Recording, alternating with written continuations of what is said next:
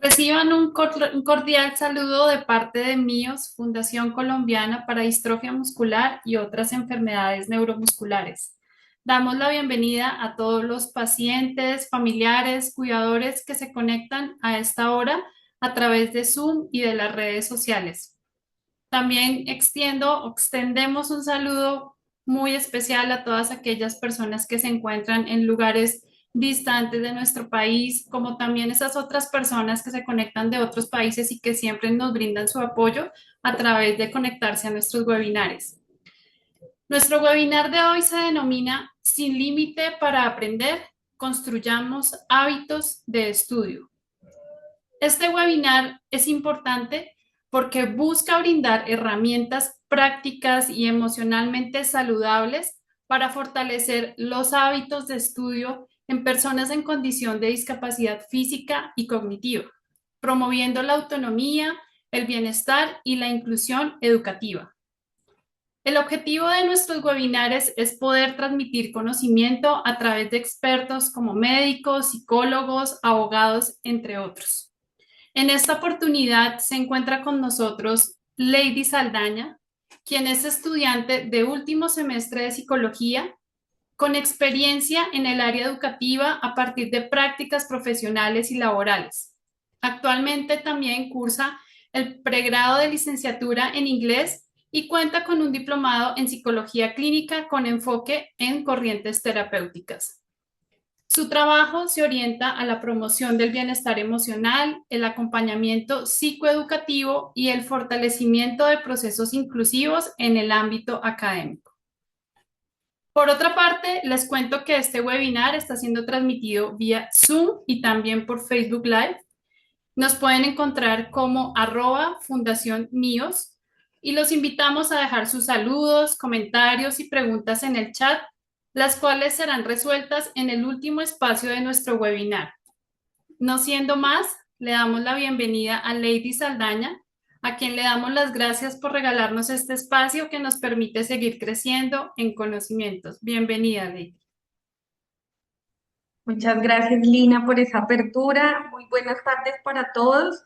Para mí es un privilegio realmente venir hoy con información valiosa, con herramientas, con estrategias que nos permitan llegar a entender cómo podemos fortalecer o crear esos hábitos de estudio, ¿sí? A partir de los conocimientos que tenemos o simplemente si no tenemos ningún conocimiento, formarlos aquí. Entonces, sean todos bienvenidos a este espacio que es de ustedes y para ustedes. Eh, Durante pues la presentación tendremos varios momentos. Lina va a estar muy atenta de sus dudas, de sus preguntas, de todas aquellas cosas que de pronto puedan llegar a surgir para que podamos darles respuesta de una vez. Si tienen alguna pregunta y desean que sea resuelta, pueden irla pensando. Entonces, bienvenidos a Sin Límites para Aprender, construyamos hábitos de estudio.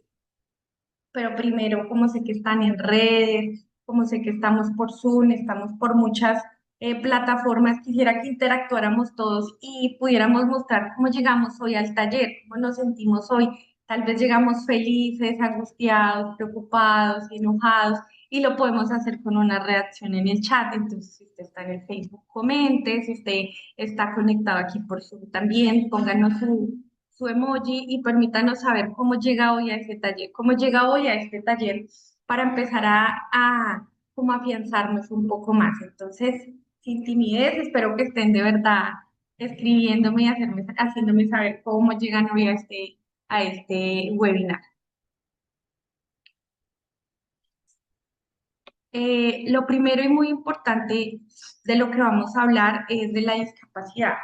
Hablar de discapacidad en hábitos de estudio se hace necesario porque la discapacidad en algunas personas se siente como un limitante, y lo que hoy queremos precisamente es desmontar ese límite que nos han hecho creer, ¿sí? Que el simple hecho, la razón de tener alguna situación compleja hace que se pongan límites a algo tan valioso como lo es el estudiar, el aprender, el formarse. Entonces, como un dato curioso, tenemos que la Organización Mundial de la Salud nos reporta que una de cada 6 personas en el mundo tiene algún tipo de discapacidad. Por si alguno de los que está aquí está pensando, venga, tal vez yo lucho con esto solo, no conozco a nadie en mi entorno, pues podemos darnos a entender que una de cada 6 personas es una prevalencia demasiado alta y también es una condición demasiado compleja. Entonces, lo primero a comprender aquí es que no están solos y para eso estamos. Lo segundo es que la discapacidad es una condición compleja que no solo hace uso o se refiere a la enfermedad como tal, sino a cómo este individuo, como yo como individuo, interactúo con el medio y las barreras que me coloca el medio, porque hemos visto que no solo es que la persona tenga una condición médica, que requiera unos medicamentos, que requiera unas atenciones, sino es cómo esa persona logra coexistir con un mundo, coexistir con una civilización o con una sociedad que solo genera muchas veces barreras físicas, barreras sensoriales, barreras mentales, muchas barreras. Em, pero ¿cuál es el impacto emocional de una persona con discapacidad?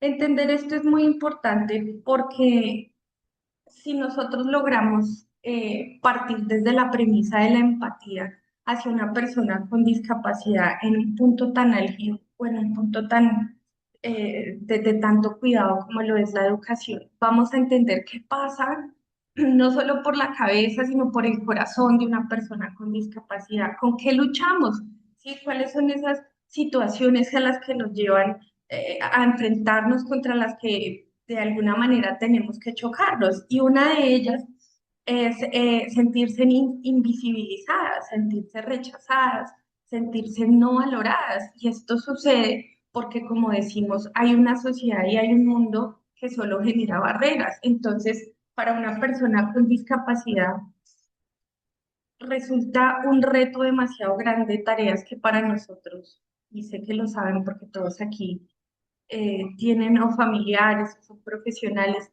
pero sé que lo conocen y cómo nosotros tenemos que llevar eso y volvernos agentes transformadores de cambio para hacerles saber a las personas de los planteles educativos, para hacerles saber a la familia, a otras personas, el impacto emocional que conlleva tener algún tipo de discapacidad y estudiar, sobre todo en un país como Colombia. Hay una lectura que me gustó mucho traer aquí de Elvira Moreno, que habla sobre la inclusión y habla sobre los niños eh, y cómo se tiene que dar la inclusión en el país.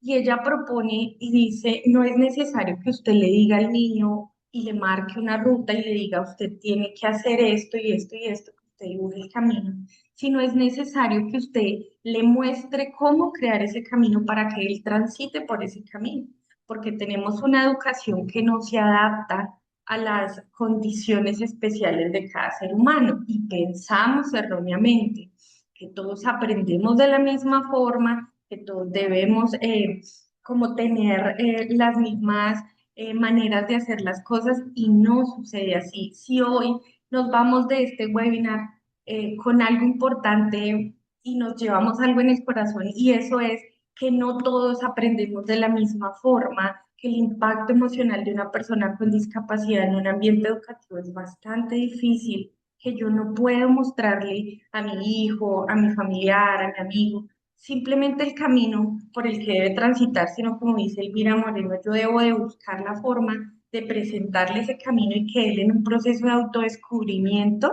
¿cierto? Realmente descubra qué es lo que hay para ofrecer en la educación.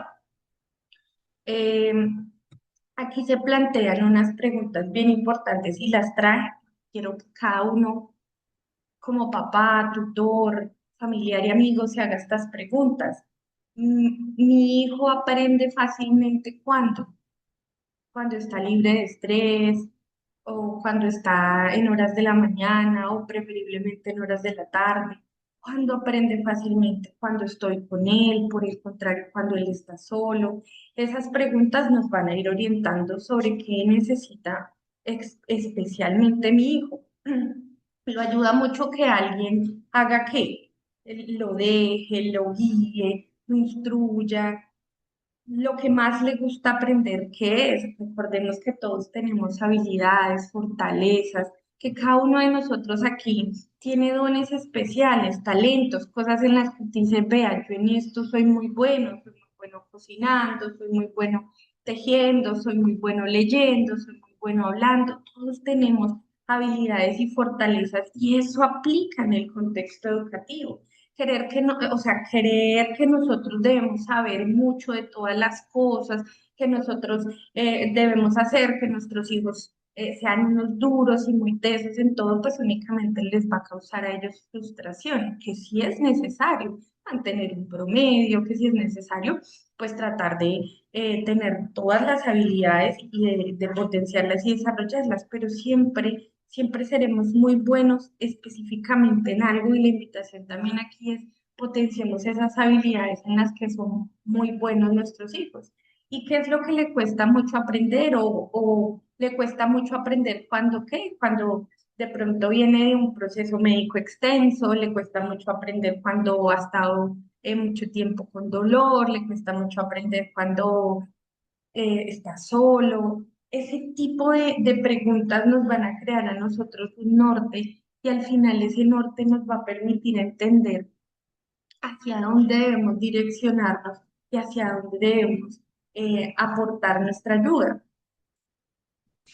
Esta imagen me gusta mucho porque creo que el amor de una madre representa el amor más grande y el amor más puro. Y en ese amor que vemos en esta imagen, hago referencia a que la inclusión, que es algo que debe estar garantizado por no solo el colegio, no solo las instituciones educativas, sino por la familia, la sociedad, incluso el mismo sistema de salud, llevan a esa persona a tener una dignidad humana, que la dignidad humana al final se traduce en tener un trato igualitario real, a no tener discriminación, a tener el apoyo del Estado en lo que necesita, a tener ajustes razonables en su plan de estudios.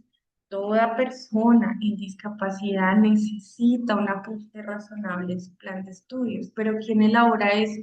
No somos nosotros, son los colegios, pero si nosotros hoy levantamos la mano y decimos, mi hijo, mi sobrina, mi tío, mi amiga, requiere un ajuste razonable en su plan de estudios, que no es otra cosa que revisar cómo llegar a ese aprendizaje, a ese conocimiento, ¿sí? No de la manera tradicional, sino desde muchas otras formas, nos va a servir para, primero, eliminar la escolarización.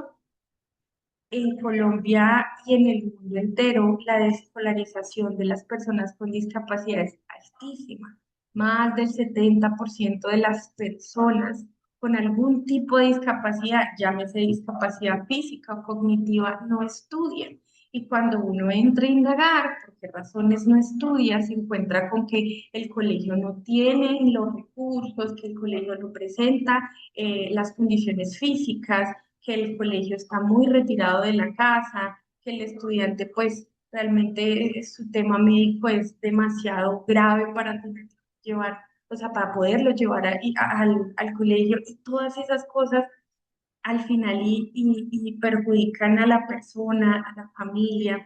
Entonces, a mí me parece muy importante recordarles en este día que la dignidad humana tiene muchísimo más, o sea, tiene mucho más que ver con el tema médico, con el tema emocional, con el tema familiar, que hace parte, que es un conjunto y que también entra la educación como inclusión y como dignidad, porque la educación genera dignidad humana. La educación permite que las personas abran sus ojos a un mundo que no pueden ver, conozcan, se instruyan, se den cuenta que son muy buenos en diferentes cosas y esos ojos los abrimos a través de la educación. Entrando en materia, vamos a hablar de los hábitos.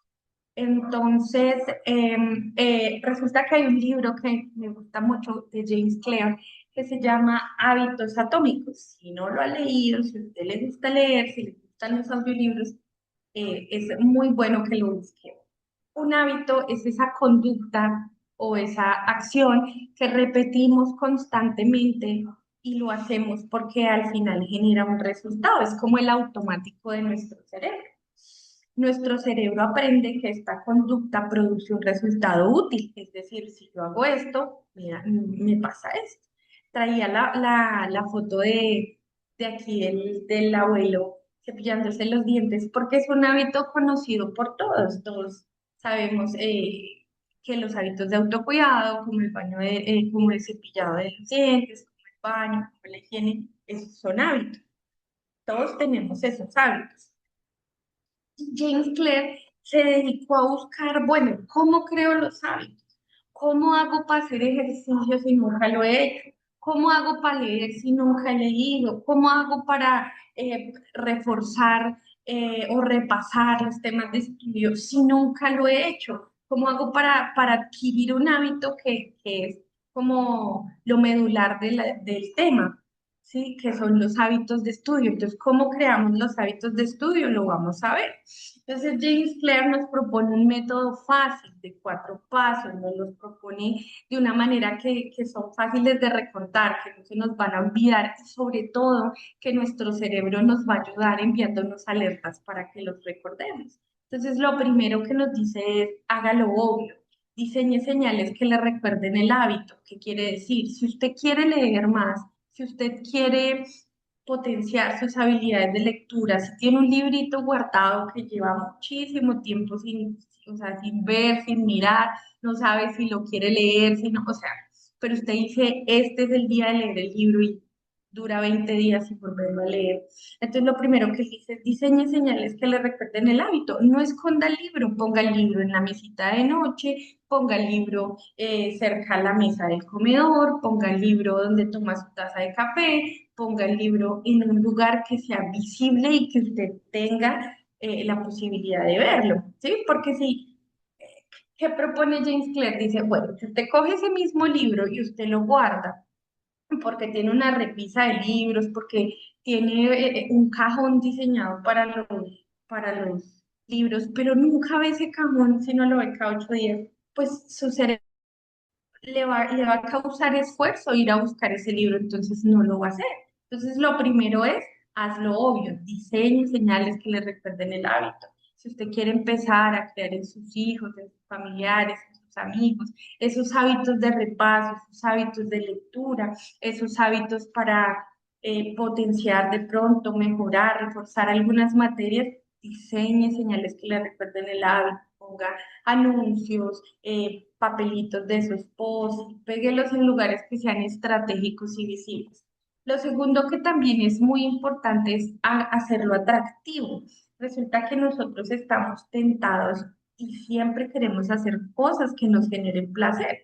Por eso aquellas cosas que nos generan malestar, como por ejemplo el dolor después del ejercicio, aquellas cosas que nos generan alguna reacción displacentera, nosotros tendemos como a rechazarla. Entonces, hagamos cosas, nos dice James Clear, a ese hábito que usted quiere crear, súmele algo que sea atractivo para usted.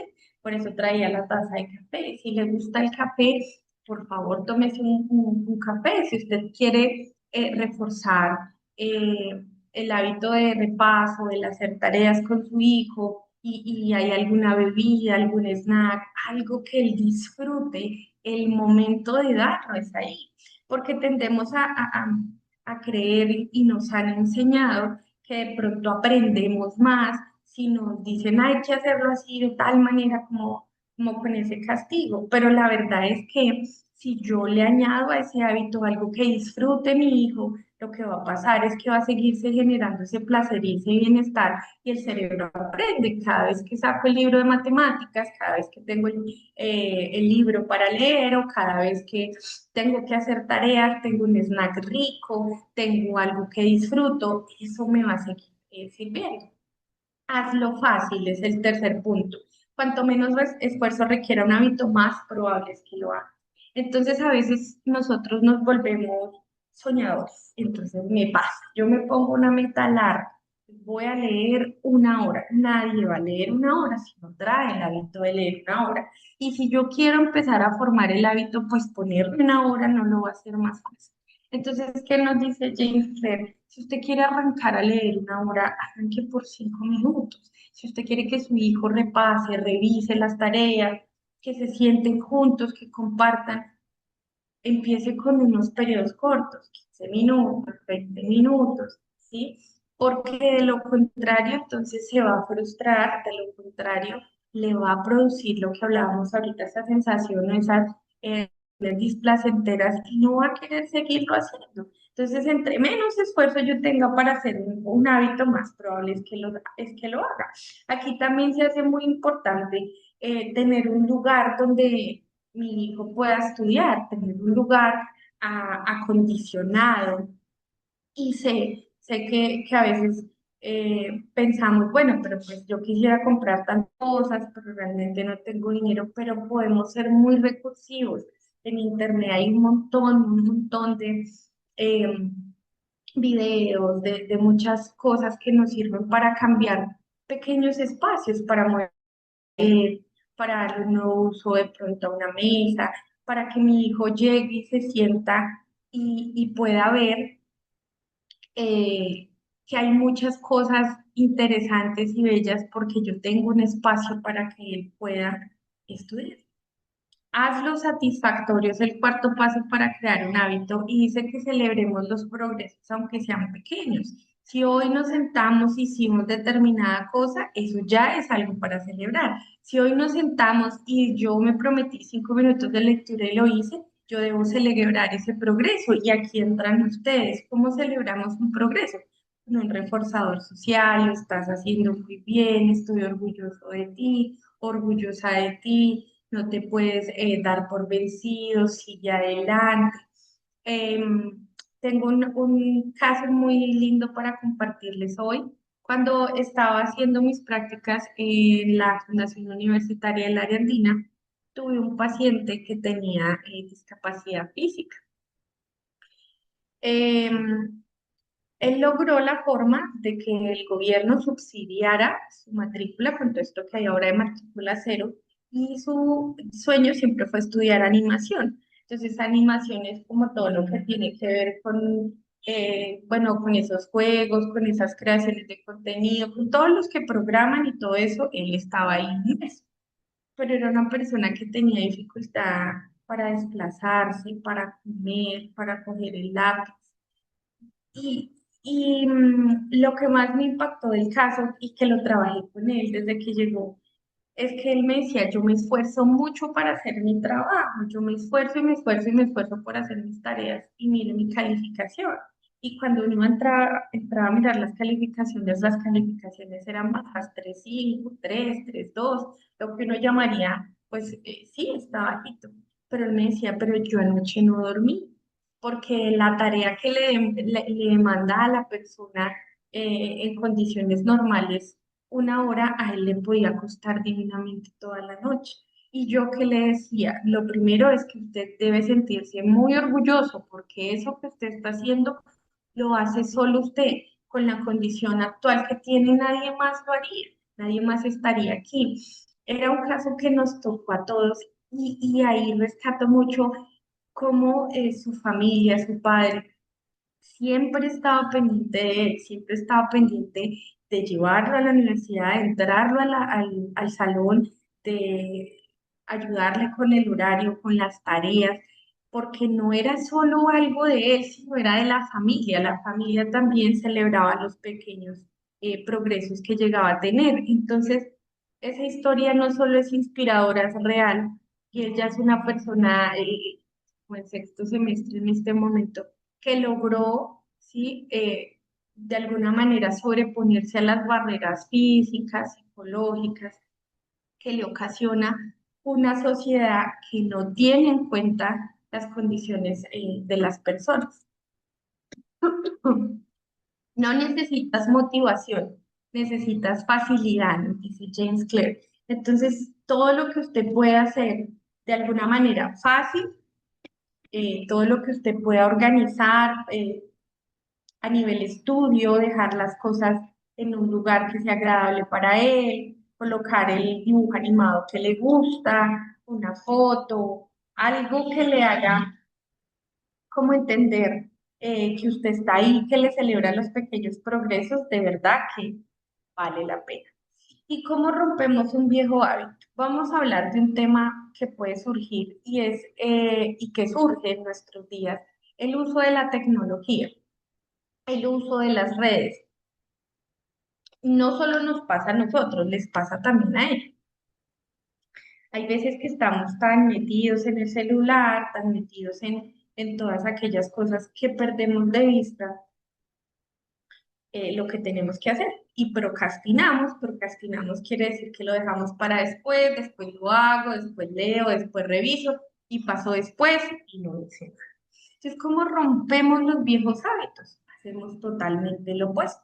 Lo primero es que lo hacemos invisible. Si no lo vemos, no lo deseamos. Si usted desactiva las notificaciones del celular por el periodo que va a estar estudiando, pues eh, créame que no va a haber la tentación de verlo, pero digamos que pueda existir. Si usted deja ese celular en otro lugar o espacio de la casa, pues no va a haber el problema de que usted quiera ir a revisar qué pasó, las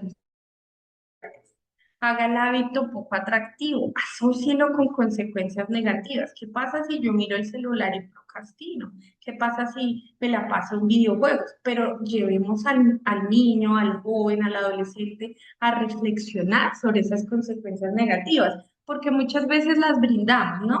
Entonces les decimos, si usted no estudia, va a perder el examen, pero esa es una conclusión a la que llegamos nosotros, no a la que llegó él.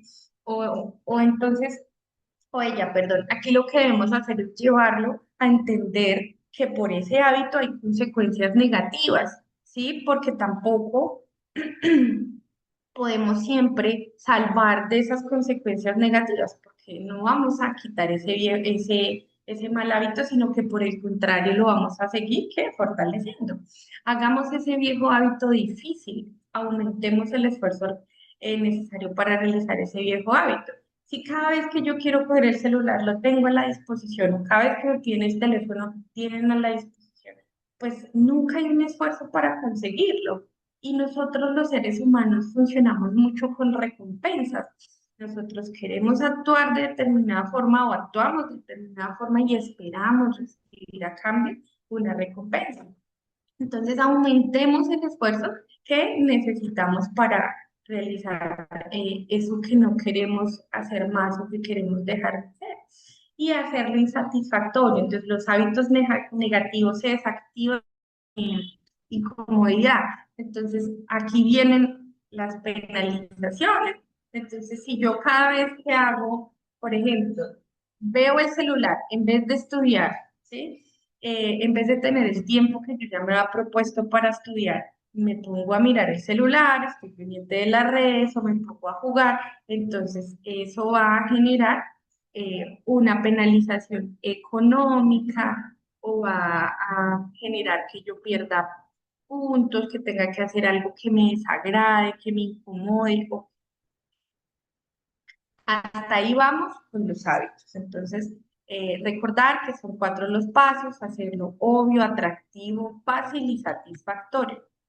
Vamos con los tips para organizar el tiempo. Algo que pasa mucho cuando estamos hablando de hábitos de estudio es no me alcanza el tiempo, pero ¿cómo vamos a hacer si yo, pues, me toca hacer muchas cosas? Los que no entienden que tal vez mi día se organiza diferente, pero todos tenemos las mismas 24 horas. Depende de mí cómo organizo esas 24 horas.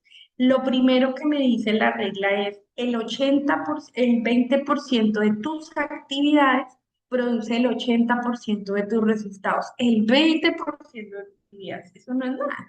Si miramos en un contexto de 100, 20%, o sea, el 20%, una fracción muy mínima de lo que yo hago, produce el 80% de los resultados. Entonces, lo primero que yo debo hacer en mi día, en mi área académica, en mi área educativa, es priorizar. Separo lo urgente de lo importante. Hay cosas urgentes que son ya, hay cosas importantes que hay que hacer, pero que no son ya. Pero es que disfruta mucho esta tarea, pero no, mi invitación aquí es separemos esas cosas urgentes, esas cosas que debemos entregar, el estudiar para el examen de mañana, la tarea que eh, no sé cómo buscar y es para mañana, esas cosas que son urgentes. démosle prioridad y separémoslas de lo que realmente son las otras actividades.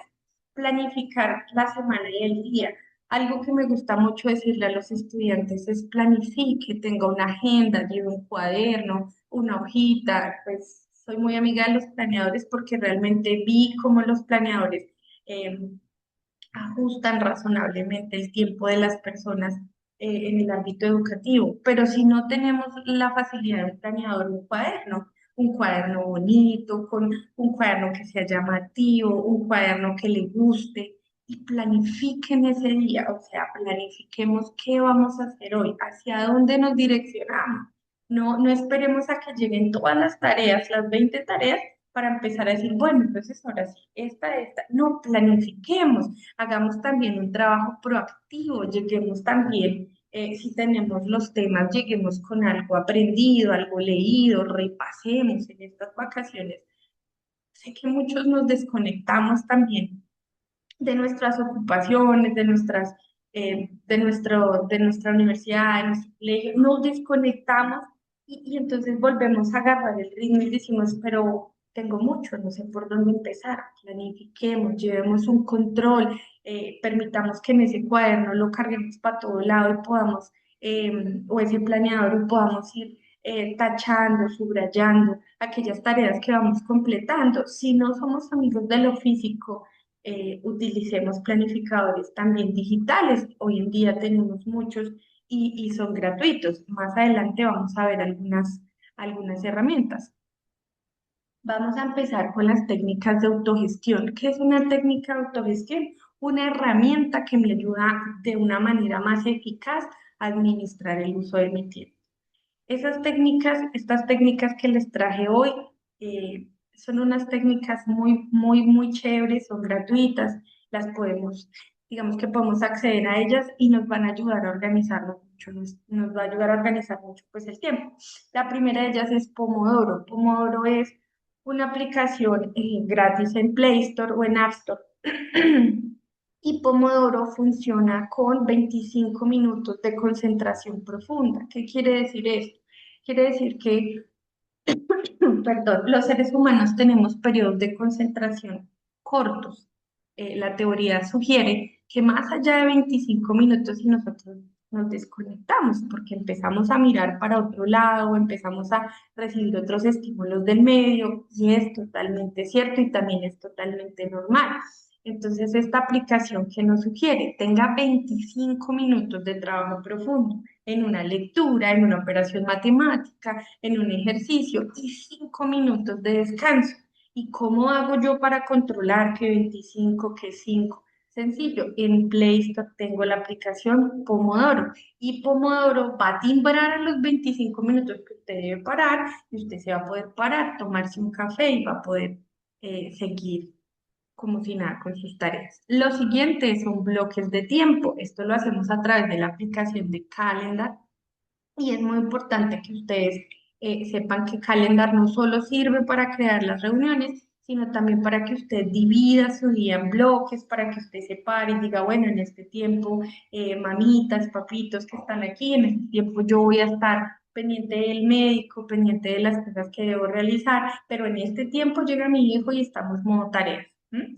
El tablero Kanban es una aplicación nueva que realmente vi y me parece muy chévere. Está en internet porque se llena de acuerdo a lo que cada uno quiera llenar. El tablero Kanban tiene tres tipos de categorías: pendientes, en curso y hechas. Entonces, pendientes me salen todas las tareas que tengo para hacer, en curso las que voy adelantando y hecho las que están, para que podamos ir mirando cuáles ya están hechas.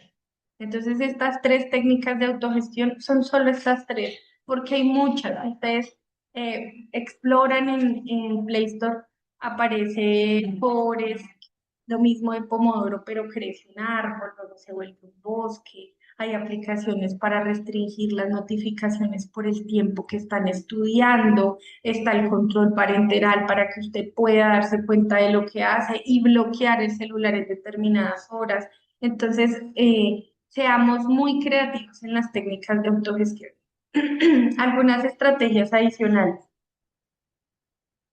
Es importante saber lo que les decía, 25 minutos de trabajo y 5 de descanso. Sobre todo utilicémoslo para tareas pesadas o cuando haya poca motivación. Entonces, si no me gusta leer, si no me gusta matemáticas, estudiar inglés, si no me gusta biología, sociales, y es una tarea que me genera estrés o que me genera como esa sensación de no querer hacerlo, entonces vamos a utilizar Pomodoro. Nos sugieren también que hagamos para el trabajo profundo de 60 a 90 minutos, para actividades como leer, estudiar, escribir o analizar y que paremos. Es decir, a los 90 minutos o a los 60 minutos yo debería tener una pausa de 15 minutos en otra cosa que no sea el celular, porque a veces nuestra pausa se vuelve mirar el teléfono para ver qué sucedió y nuestra pausa activa no puede ser seguir saturándonos y llenándonos de redes. Las tareas rápidas, entonces como responder correos, mensajes o llamadas, si debemos hacerlo, 20 minutos para realizar solo esto, ¿no? Las llamadas, los mensajes, si hay algo que hacer. Técnicas de motivación. Vemos mucho en los estudiantes que no hay motivación para estudiar y muchos dicen, no, pues no me gusta, no quiero, pero es que, ¿para qué? Y entonces la motivación ha sido algo de búsqueda de los psicólogos. Venga, ¿cómo se produce la motivación en un ser humano? ¿Qué hace que haya motivación en un ser humano? Porque yo hoy quiero hacer algo y mañana no quiero. No sé si los ha pasado, sobre todo con el ejercicio, con este tipo de cosas que uno se levanta motivado, uno arranca enero y uno dice, este es el mes de bajar de peso. Pasa enero y uno se da cuenta que no era, porque se nos fue la motivación, no estuvo. Y entonces llegamos a dos teorías importantes. La primera es la conductual y dice que todos los refuerzos que motivan las conductas deseadas. ¿Qué quiere decir eso? Que cosas como sencillas como que cuando mi hijo está haciendo algo que yo quiero que haga y yo le digo muy bien, eres increíble, estoy orgullosa de ti, eso es un reforzador y va a hacer que esa conducta se siga repitiendo. Pues, entonces aquí viene la pregunta, y entonces, ¿por qué cuando yo le digo no haga eso, bájese de ahí, no coja eso, lo sigue haciendo? Porque todo no se puede explicar desde lo conductual. Entonces aparecen las teorías de las necesidades de David McKellar. Y él dice, es que la motivación no viene de afuera, no viene del estímulo, no viene de que usted lo refuerce, de que usted le diga bien hecho, no viene de ahí. La motivación nace con el ser humano, nace en algo muy personal, sí, en algo muy interno del ser humano y él cree que hay tres tipos de motivaciones que pueden surgir sin distinción alguna. Entonces, para que ustedes vayan mirando en dónde pueden llegar a identificar que está su hijo en este momento. El primer tipo de persona que sale aquí es la necesidad de afiliación o la motivación relacionada a una necesidad de afiliación. ¿Cuáles son estas personas? Que usted vaya haciendo ahí el cálculo. Son personas que buscan pertenecer. Hablamos de estudiantes, de niños, de jóvenes que buscan pertenecer, no les llama la atención la competencia, se les dificulta liderar, ustedes ven que son inseguros para tomar decisiones, aceptan más las opiniones de otras personas y las ponen a veces por encima de lo que ellos piensan, porque siempre, o sea, lo que están buscando es afiliarse. Ustedes se dan cuenta que dicen trabajo en grupo y eso es la locura, porque entonces vamos a hacer un trabajo en grupo, pero ellos están es más interesados en lo que van a hacer como tal en el grupo que finalmente en la tarea. Las personas con una necesidad de afiliación en la motivación pueden mejorar o sea, pueden mejorar sus recursos y su motivación, claro que sí. Se necesita entonces crear un grupo, un grupo de trabajo, de estudio que le permita a ese joven o a ese niño pertenecer, pero también seguir aprendiendo. Entonces pertenezco a un grupo, pero con mi grupo aprendo, con mi grupo sigo surgiendo, con mi grupo descubro cosas nuevas. Enseñarle a exponer el punto de vista a estas personas es muy necesario enseñarles a hablar, enseñarles a marcar sus límites, cuando sí, cuando no.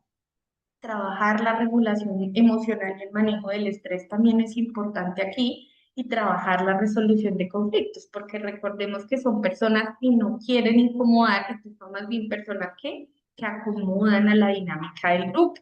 La necesidad de logro, esta motivación relacionada a la necesidad de logro. Tenemos personas que están enfocadas en las metas, en cumplir metas. Usted les pone meta, meta que le fija y meta que cumple. Si usted me pasa en limpio este periodo, nos vamos para el cine o tenemos una salida o comemos helado, son personas orientadas al logro, al cumplimiento de la meta y lo ejecutan. Estas personas prefieren los trabajos solos. Entonces, trabajar en grupo les genera un montón de estrés porque entonces es organizar a Pepito, a Juanito, es organizarlos para que todo nos salga bien y yo prefiero trabajar solo y recibir retroalimentación o que me digan que estoy haciendo bien y que estoy haciendo mal. Este tipo de necesidad de logro se da mucho o se promueve mucho por la independencia que los padres le generan muchas veces a los hijos. Entonces hablamos de esos hijos que aprenden solos, esos hijos que se volvieron muy expertos en el internet, en buscar las tareas, en hacer las cosas, y ellos aprenden que solos pueden y entonces son personas que se les dificulta pedir ayuda. ¿Cómo mejoramos este tipo de motivación? Creemos metas realistas, medibles, observables, no pongamos metas lejanas, no permitamos la frustración en las metas, no seamos duros con las metas que delegamos en estas personas, usemos un planeador, como el que hablábamos ahorita, para registrar las tareas y el cumplimiento de esas tareas. Creemos ambientes de apoyo. Con estas personas hay que trabajar, el crear ambientes en grupo, crear esos grupos de trabajo va a ser difícil, va a haber como ese desajuste, pero es muy importante que aprendamos a trabajar con otros. Decía Vygotsky algo muy cierto y es que aprendemos solos, es verdad, pero necesitamos del otro para aprender. Cada uno aquí es responsable del aprendizaje que se lleva hoy para sus casas, pero necesitamos siempre de otro que nos proporcione la información, que nos aclare.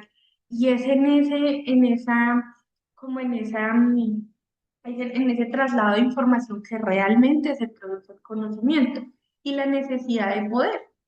Entonces, este tipo de motivación está muy relacionada a aquellas personas que les gusta la competencia, lo contrario de la afiliación. Aquí en la necesidad de poder, si valoran la competencia, les gusta competir por quién es mejor. Entonces, no sé si alguno se identifica que tiene dos hermanitos, yo ya terminé la tarea, yo la hice mejor, yo pinté más rápido, yo no tuve malas calificaciones, porque estas son personas motivadas a querer tener poder. Em, estas personas con necesidad de poder buscan controlar no en un ambiente malo, sino que queremos buscar la forma de que controlen desde la empatía, controlen desde el respeto, porque o sea, tengo líderes en necesidad de poder, en esta motivación tengo líderes y esos líderes chocan si la otra persona lo hace más lento, si lo... Y aquí también es importante mejorar este tipo de motivación, también trabajando la empatía, el trabajo colaborativo con las otras personas. También es importante que se deleguen pequeñas responsabilidades, que no solo sea el que lidera, sino que también asuma un papel activo dentro de la realización de sus trabajos y que se creen estrategias, sobre todo de regulación emocional, ¿no? Para que aprenda también a comunicar sin herir. Entonces, hasta aquí hemos visto cómo crear un hábito, hemos visto cómo administrar pues, de una manera eficaz el tiempo, hemos hablado de motivación, entonces hemos dicho que los reforzadores sirven, pero que también es importante mirar en qué punto está mi hijo, si tiene una necesidad de afiliación, de logro o de poder. Y nos vamos con la regulación emocional. Como es tan extenso el tema, les preparamos un material descargable. Yo lo adjunto en un momento aquí a la reunión para que lo puedan tener, donde les dejo estrategias cortas de regulación emocional. ¿Qué es la regulación emocional? Es aprender que las emociones no se van porque yo quiera que se vayan, la tristeza no se va porque yo no quiera estar triste, el enojo, sino más bien es aprender a escuchar la emoción, entender cómo me siento y lograr bajar la intensidad de la emoción, porque las emociones, si bien es cierto, no son ni buenas ni malas, solo son emociones. Y hay que hablar de regulación emocional porque somos seres sintientes, algo que les decía cuando llegamos a este taller. ¿Cómo llegamos al taller? Porque todos traemos un contexto y traemos unas situaciones diferentes. Entonces, la regulación emocional es la capacidad que tenemos para regular, para calmar, para marcar un punto neutro en nuestras emociones volátiles. Listo. Robert, Robert Plutin, perdón, nos dice algo muy interesante, nos dice identifique y comprenda cómo me siento y por qué me siento así, y use estrategias activas como la reevaluación cognitiva. No me voy a detener mucho aquí porque el material descargable está diseñado para que ustedes puedan leer más sobre las emociones, pero siempre que su hijo se sienta triste, mal, esté llorando, esté enojado, lo primero es por qué se siente así, cómo me siento y démosle un nombre a esa emoción, porque a veces los vemos irritables, irascibles, o los vemos molestos, tristes, y no preguntamos, sino simplemente pensamos que es algo del momento y que se van a volver a estabilizar, y no es así. Parte de la regulación emocional es aprender a validar esas emociones, aprender a que esas emociones sean escuchadas. ¿Por qué me siento así? ¿Por qué me siento triste? ¿Por qué estoy enojado? ¿Por qué estoy tan ira? ¿Por qué no me gusta nada de lo que estoy escuchando?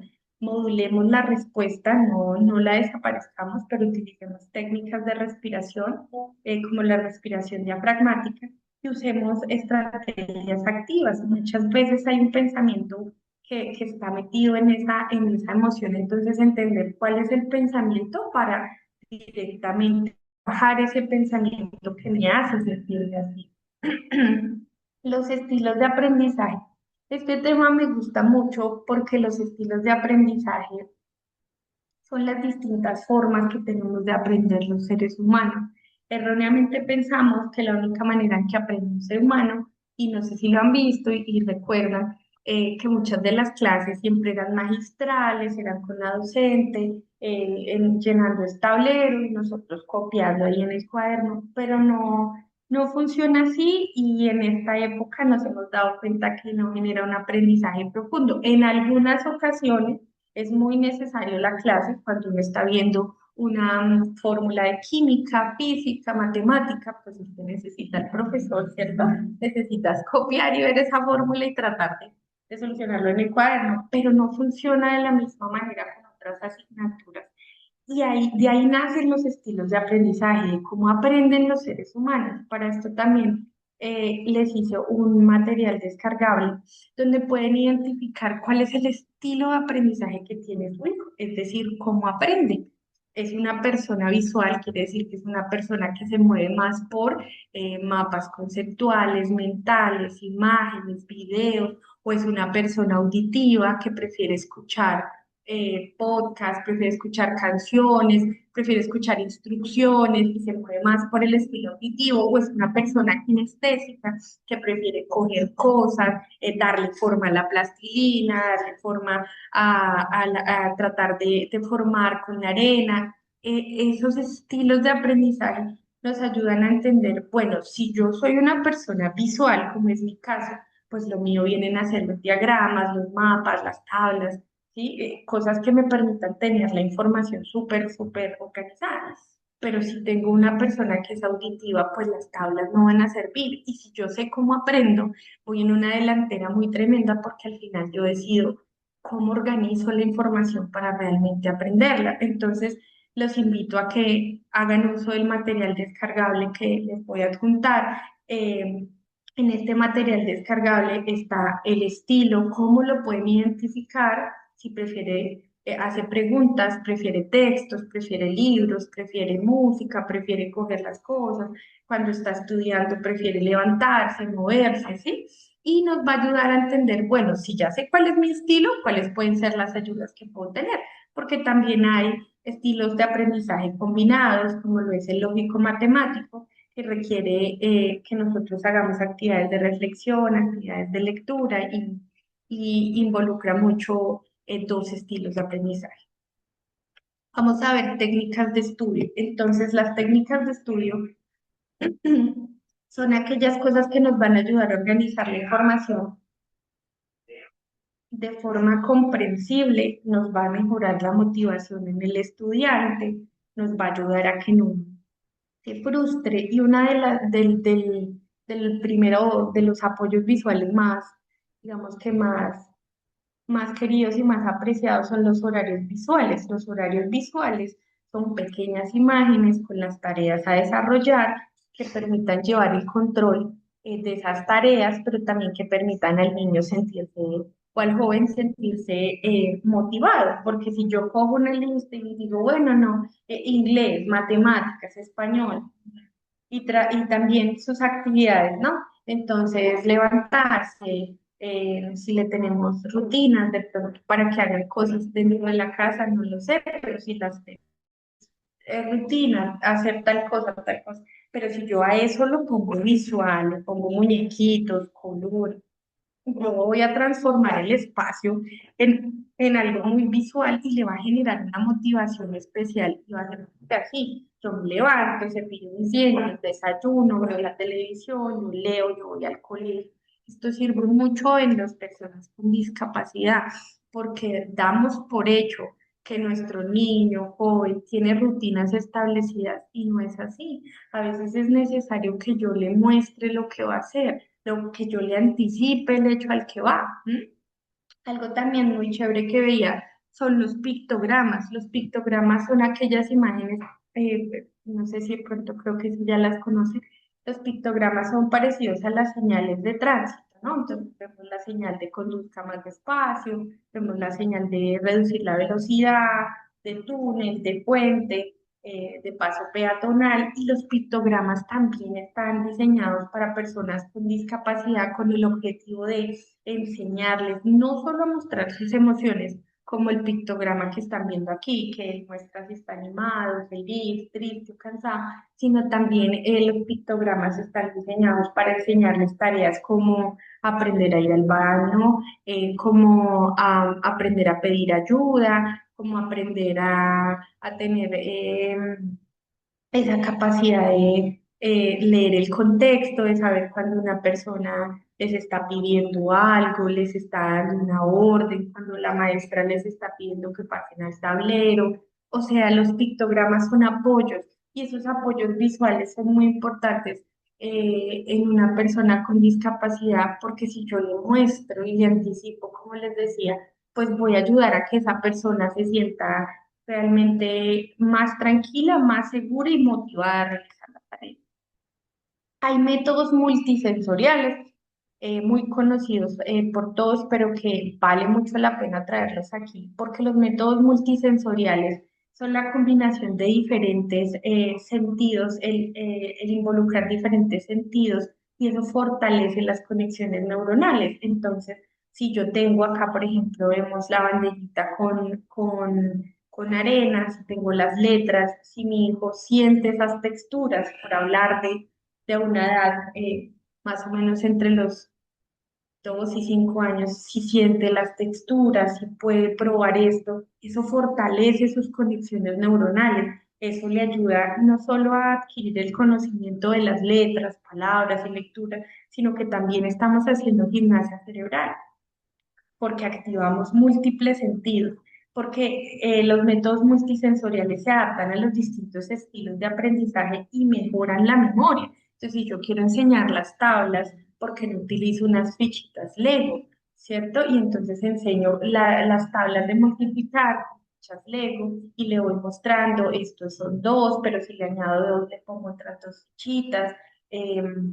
Eso es un método multisensorial, utilizar herramientas que podemos tener, que yo sé que somos creativos y las podemos diseñar para que aprendamos un tema o algo en común. Entonces esto está en el auge en este momento porque se ha demostrado científicamente que los métodos multisensoriales, que trabajar dos sentidos, que poner al niño, por ejemplo, que estoy trabajando escritura en vez de ponerle lápiz pesado y haga planas como nos tocaba a nosotros, escriba mi mamá, no, pero si yo cojo esa misma actividad, bien, utilizo otro método, que escriba en la arena, que lo haga con plastilina, que lo haga con este tipo de cosas que sean más dinámicas, pues voy a mejorar la memoria, voy a eliminar la frustración en él, en mí. Entonces, los métodos multisensoriales hacen parte de una técnica de estudio infaltable.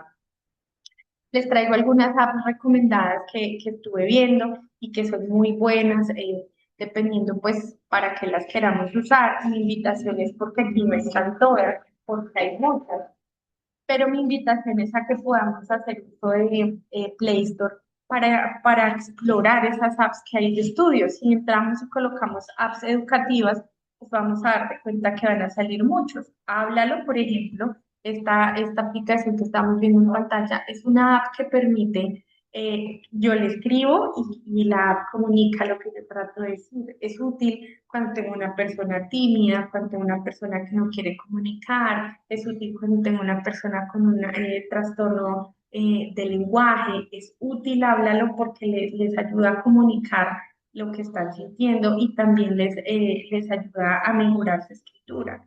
Duolingo, que me parece muy recomendada para aprender idiomas.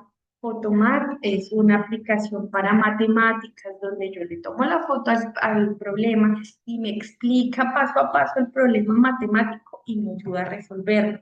Leer y contar es una aplicación para leer, para aprender con imágenes, con sonidos de animales.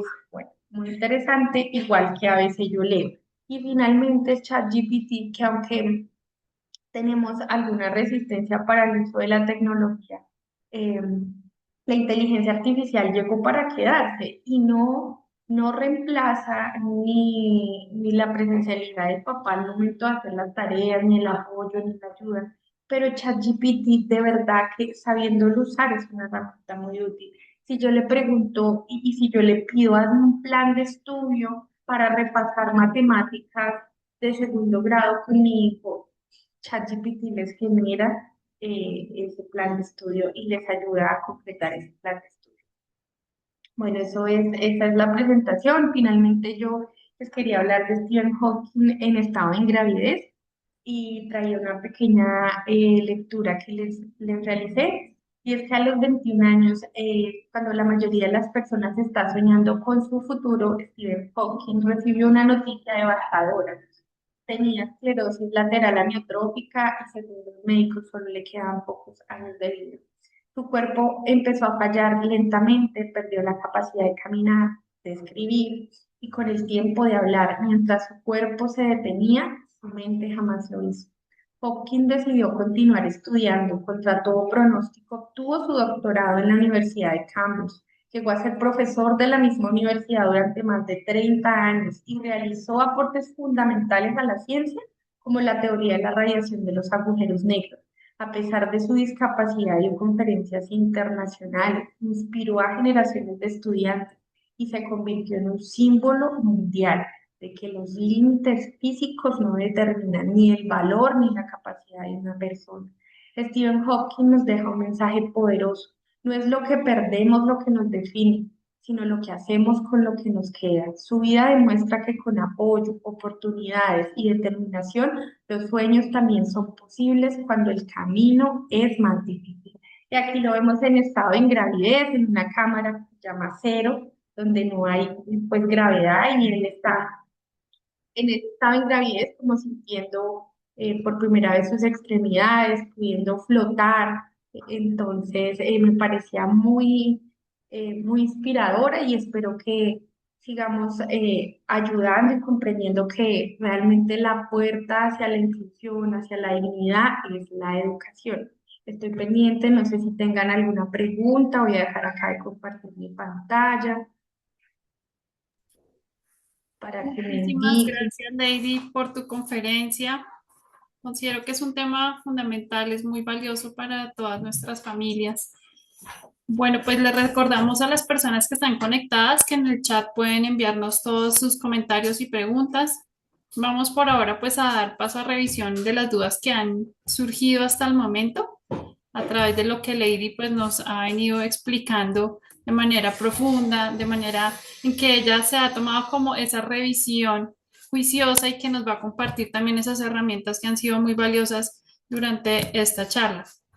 Bueno, Lady, aquí un papá de un paciente aquí que pertenece a la fundación nos dice, nuestros hijos hacen parte de la generación en la cual no se incentivan los estudios profesionales. ¿Cómo cambiarles ese pensamiento?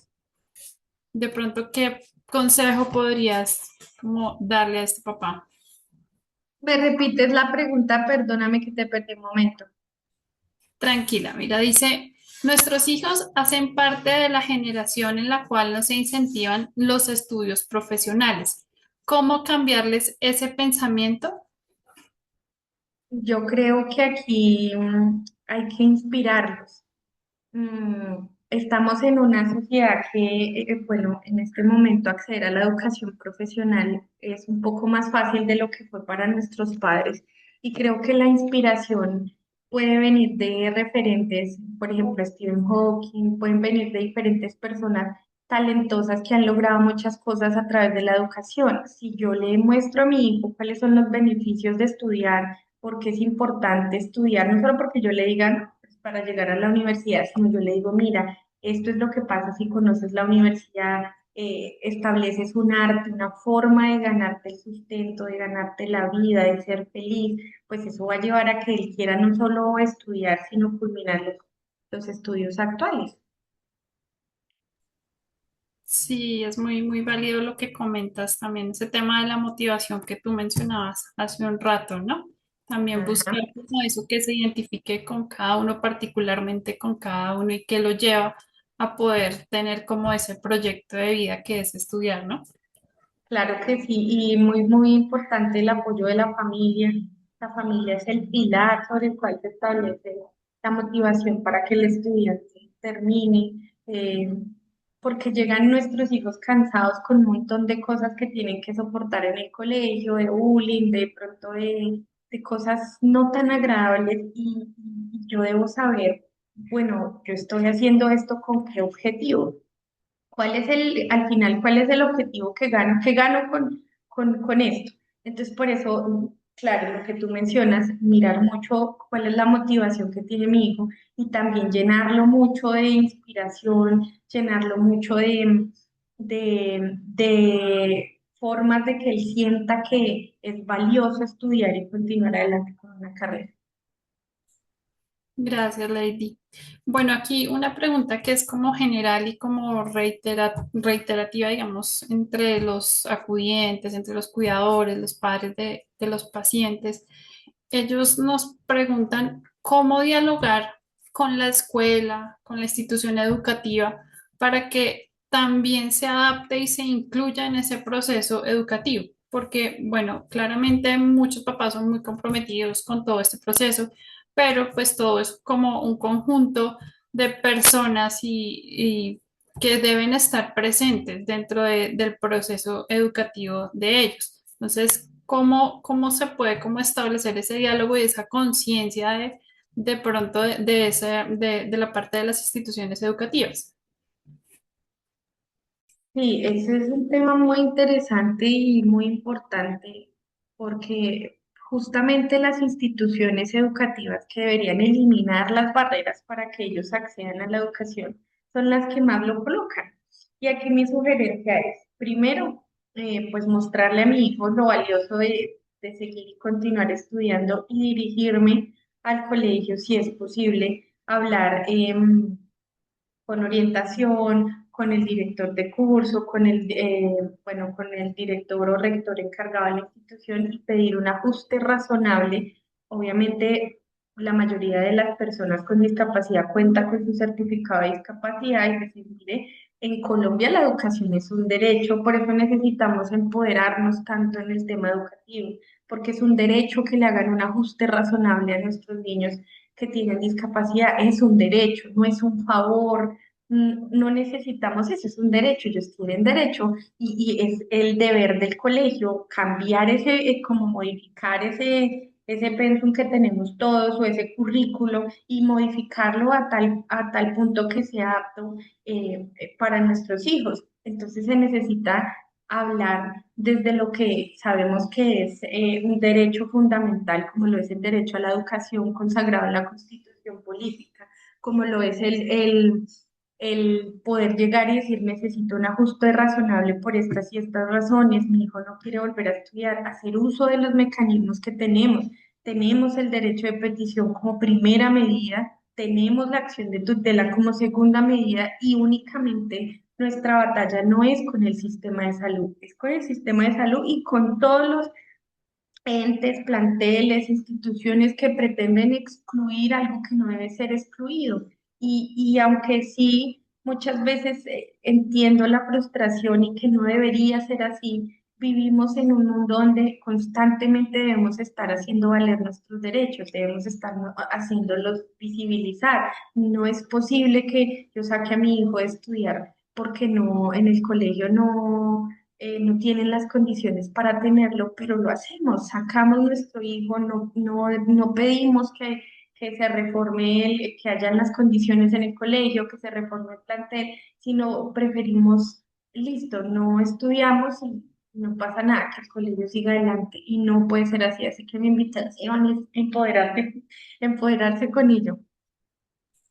Sí, es muy importante lo que menciona Lady también porque pues nosotros somos seres multidimensionales, ¿no? También pues no solamente tenemos esa parte del cuidado de nuestra salud, sino también de cómo propender por la educación y cómo desarrollarnos también allí. Y que sea fundamental que tengamos claro que no es bajar la guardia ante un no, ante cosas que para las instituciones educativas son nuevas, son difíciles de implementar, pero que principalmente es un derecho que todos los seres humanos pues tenemos y que debemos pues hacerlo valer como tal. Entonces siempre como pensar en que debemos igualmente luchar por eso, ¿no?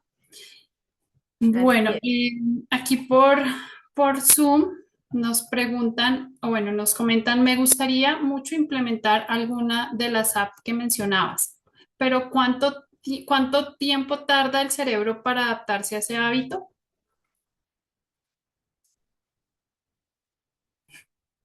Listo.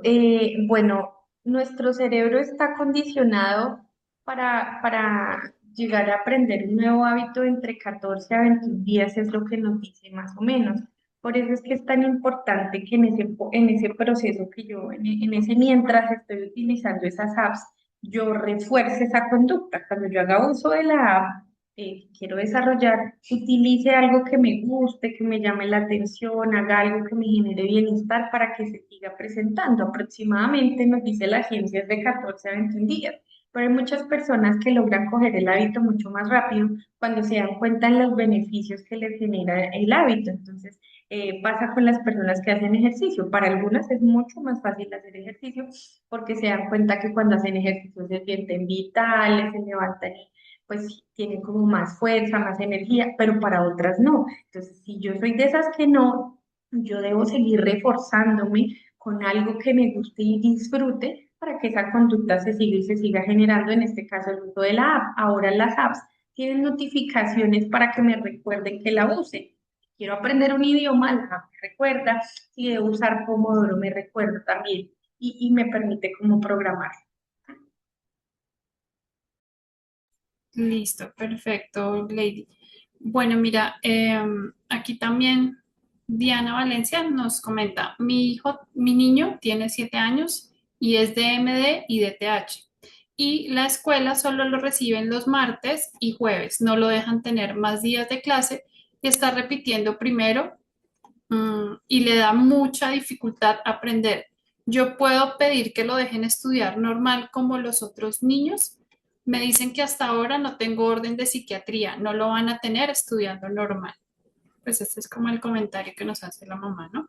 Ok, muchas gracias, Diana, también por hacernos esta pregunta. ¿Qué sugiero yo? Lo primero, antes de recomendar qué podemos hacer con la institución, es ten periodos de estudio con tu hijo en casa para reforzarle esas cosas en las que vemos que de pronto está teniendo dificultades, si es lectura, si es escritura, o sea, en qué yo lo veo que debo como enseñar de pronto el tema de palabras, el tema de oraciones. Haz uso de los métodos multisensoriales de los que te hablaba, mira lo de las apps, ¿Para qué? Para no permitir que estos retrasos del plantel también pues terminen retrasando el avance que él debería tener esperado en su colegio. Y en cuanto al colegio, es importante que hagas un derecho de petición y de manera formal le preguntes al plantel educativo por qué motivo solo puede estudiar los martes y jueves, que tú requieres que te contesten eso.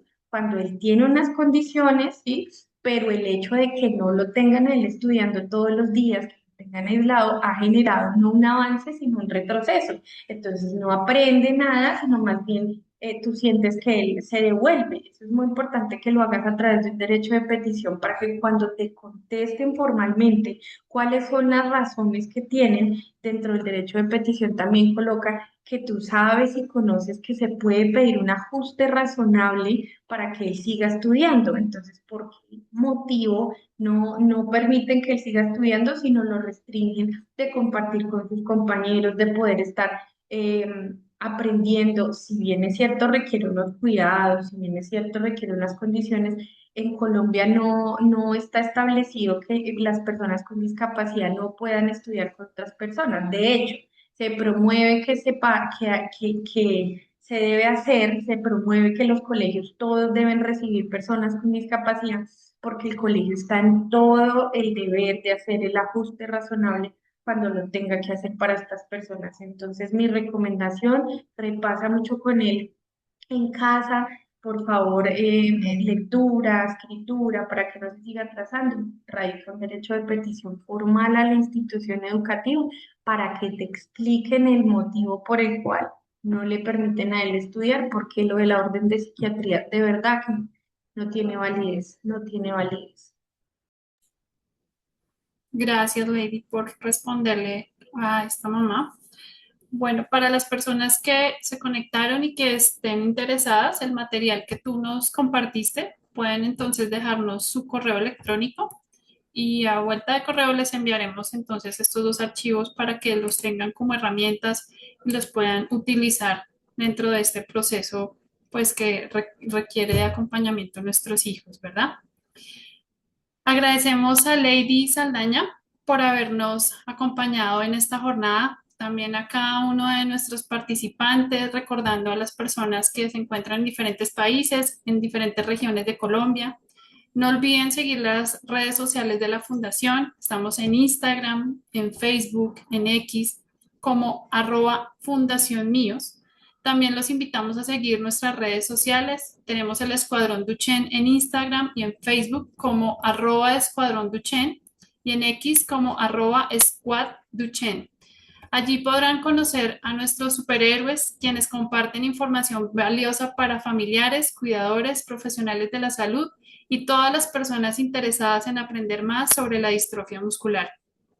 También los invitamos a difundir este contenido para que cada vez seamos más y más personas que conozcamos sobre distrofia muscular y otras enfermedades neuromusculares.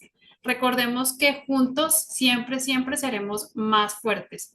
Si desean ampliar la información, pueden visitar nuestra página web distrofiamuscular.org y si se perdieron algo del webinar o quieren repetir las conferencias, siempre encontrarán disponibles y pueden ver la grabación en nuestra página de Facebook en @Fundación Míos. Nuevamente, gracias por acompañarnos, gracias Lady por este espacio, por todos los conocimientos que nos transmitiste hoy. Nos veremos en otro encuentro, no sin antes recordarles que siempre debemos celebrar la vida. Hasta pronto.